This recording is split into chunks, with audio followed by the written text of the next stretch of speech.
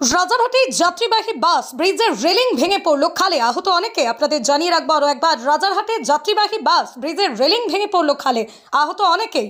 কলকাতার রাজারহাট এলাকায় একটি ব্রিজ সংলগ্ন রাস্তায় নিয়ন্ত্রণ হারিয়ে যাত্রীবাহী একটি বাস ব্রিজের রেলিং ভেঙে খালে পড়ে।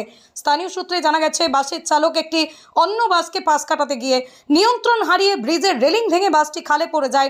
সিভিক ভলেন্টিয়ার ও স্থানীয় বাসিন্দারা দ্রুত তাকে উদ্ধার কাজে নেমে পড়ে। আহতদের স্থানীয় হাসপাতালে নিয়ে যাওয়া হয়। প্রাথমিকভাবে জানা গেছে, বাসটিতে প্রায় 40 জন যাত্রী ছিলেন। তাদের মধ্যে 9 জন হাসপাতালে ভর্তি হয়েছেন, বাকিদের প্রাথমিক চিকিৎসা দেওয়া হয়েছে। এরপরে খবর পেয়ে পুলিশ আসে, বাসটিকে ক্রেনের সাহায্যে উদ্ধার করে বাসটিকে তোলে, এমনটাই সূত্রের খবর। রাজারহাটেই যাত্রীবাহী বাস ব্রিজের রেলিং ভেঙে পড়ল খালে, আহত অনেকেই।